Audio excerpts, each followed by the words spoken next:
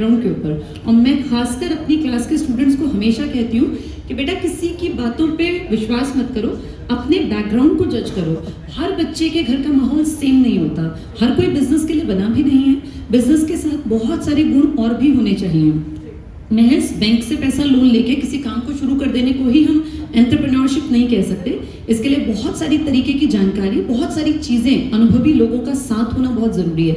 Otherwise बहुत पढ़े लिखे लोग आप देखते हैं, कोई MBA करके, कोई BTech करके, हायर लेवल की डिग्रीज करके अगर लोग बहुत लोअर ग्रेड का काम कर रहे हैं तो मैं फ्रेंकली कहूँगी मेरी नज़र में वो बहुत बड़ा सक्सेस रेट नहीं है। और शायद इस तरीके से स्टार्टअप्स चला के 2 साल 3 साल बाद बैठ जाना वो ज़्यादा खराब है। उससे बढ़िया कुछ इस तरह के रोजगार की तरफ बढ़ना जिससे कि देश का, समाज का विकास हो। तो ये सिर्फ ये कहना कि एंटरप्रेन्योरशिप में आके बड़ा धड़ल्ले से लोग आए थे लेकिन अब 4 साल बाद उनके आंकड़े ढूंढते हैं तो कहीं नहीं मिलते, ये बेहद शर्मनाक है। तो इसके ऊपर भी एक रिसर्च होना चाहिए कि वो जितने प्लान्स, जितने प्रोजेक्ट्स चलाए गए थे उनका आखिरकार हुआ क्या और कितने लोग उनके थ्रू आज जॉब्स में हैं। न जाने, मैं आपको अपनी, क्योंकि मैं तो एजुकेशन फील्ड में हूँ, एडटेक की कंपनी से इतने लोग पिछले 2 सालों में निकाले गए हैं, हजारों लोगों की जॉब्स चली गई हैं। कितने ही टीचर्स आज बेकार बैठे हैं, उनका रोजगार गया। अभी जो इससे पहला सेशन था, सर एक बड़ी अच्छी बात कर रहे थे कि जो लोग रोजगार चाहते हैं उन्हें रोजगार ना मिले तो बेरोजगार हैं। इंडिया में बहुत सारे स्टूडेंट्स हैं जो पढ़ाई के दौर के बाद चाहते हैं कि हमें रोजगार मिले क्योंकि उन्हें घर चलाना है, लेकिन रोजगार के अवसर नहीं मिलते।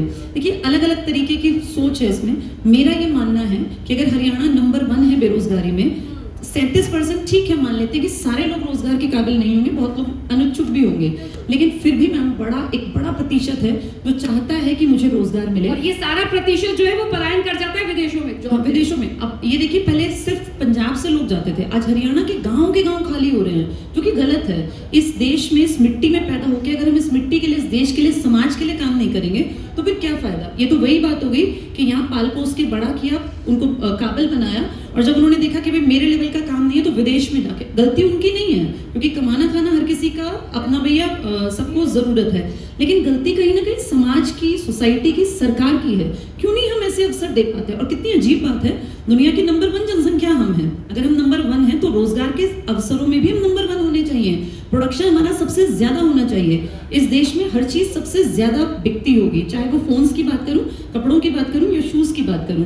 तो अब ये देखिए हर चीज के अवसर है, बशर्ते सरकार थोड़ा सा ढंग से काम करे, पॉलिसीज इस तरीके से बनाई जाए। और फिर वही लेके आऊंगी बात को कि शिक्षा से जोड़ा जाए। जब तक शिक्षा का स्तर ठीक नहीं होगा समाज नहीं बदलेगा। बिल्कुल, और यही वजह है कि आधी आबादी को तवज्जो देना बहुत ज्यादा जरूरी है, क्योंकि अगर एक परिवार में एक